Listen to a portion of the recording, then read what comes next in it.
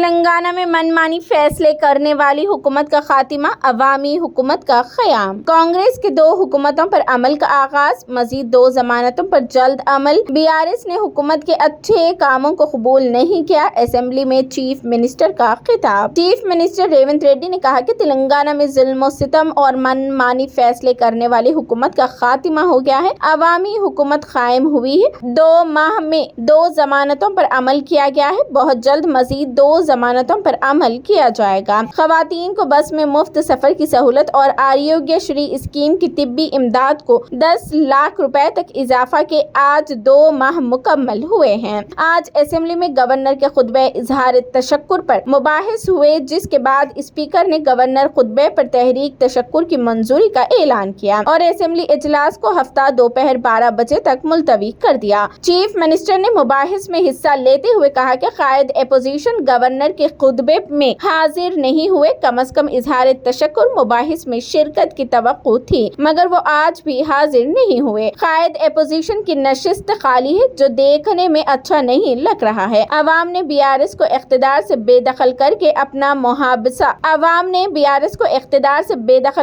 اپنا محاسبہ کرنے کا موقع دیا ہے۔ اگر KCR ایوان میں حکومت کو تجاویز پیش کرتے تو بہتر ہوتا۔ کانگریس حکومت ماضی کی غلطیوں کو دور کرنے کی کوشش کر رہی ہے، کئی اصلاحات لائے جا رہے ہیں، عوام کی خوشحالی، ریاست کی ترقی کے لیے کام کیے جا رہے ہیں۔ وہ امید کر رہے ہیں کہ BRS پارٹی حکومت کی کارکردگی کی ستائش کرے گی یا تجاویز اور مشورے دے گی۔ BRS رکن اسمبلی P راجیشور ریڈی سے توقع تھی کہ وہ تجاویز پیش کریں گے، تاہم وہ بھی اپنے قائد کو خوش کرنے حکومت کو نشانہ بنا رہے ہیں۔ ہم نے تلنگانہ عوام کے جذبے کا احترام کر کے گاڑیوں کے نمبر پلیٹ کو TS سے TG میں تبدیل کیا ہے۔ تلنگانہ کا ترانہ متعارف کرایا گیا ہے، ماں جیسی تلنگانہ تلی کا مجسمہ بنایا جا رہا ہے۔ حکومت کے ان اقدامات کی BRS نے تعریف نہیں کی ہے۔ ریاست ایمبلم کو قربانیوں کی نشانیوں کے طور پر پیش کیا جا رہا ہے۔ 10 سال تک اقتدار میں رہنے والی BRS کانگریس کی 2 ماہی حکومت پر غیر ضروری تنقید کر رہی ہے۔ ہم نے وعدے کے مطابق سرکاری ملازمین اور ریٹائرڈ ملازمین کو تنخواہیں ادا کر دی، اولڈ ایج پینشن 80% ادا کر دیا ہے، مزید 1 ہفتے میں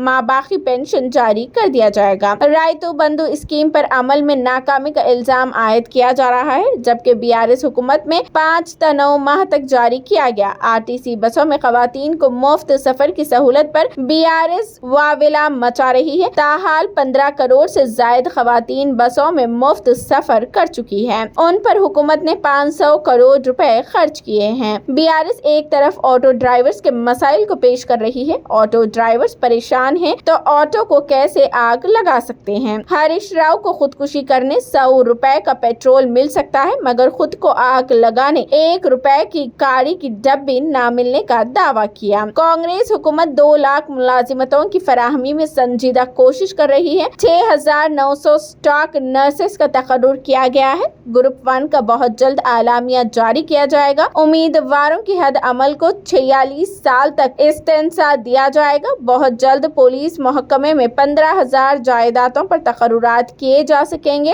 BRS کو پرجاوانی پروگرام کے معلومات فراہم کی جا رہی ہے، جہاں پر دھرانی پورٹل کے مسائل زیادہ پیش ہو رہے ہیں۔ وہ بحیثیت چیف منسٹر تمام جماعتوں کے قائدین بالخصوص KCR سے ملاقات کرنے تیار ہے۔ اکبر اویسی کے علاوہ تمام جماعتوں کے ارکان اپنے حلقوں کے عوامی مسائل پر ان سے ملاقات کر سکتے ہیں۔ BRS کے چند ارکان مجھ سے ملاقات کر چکے ہیں، جن پر پارٹی قیادت کو بھروسہ نہیں ہے، ان پر دباؤ ڈال کر دوسرے دن وضاحت کے لیے مجبور کیا گیا۔ کالیشورم پروجیکٹ کی بدعنوانیوں پر پردہ ڈالنے کی RMB پروجیکٹ کا مسئلہ اٹھایا جا رہا ہے۔ BRS حکومت نے کرشنا پروجیکٹ کو مرکز کے حوالے کیا تھا۔ چیف منسٹر نے KCR کو مشورہ دیا کہ وہ اس مسئلے پر مرکز پر دباؤ ڈالنے نلگنڈا کے بجائے دلی میں احتجاج کرے۔ KCR، KTR و ہریش راؤ جنتر منتر پر غیر معینہ مدت کی بھوک ہڑتال کریں۔ تلنگانہ حکومت احتجاج کی تائید کرے گی۔ BRS کی ہٹ دھرمی پر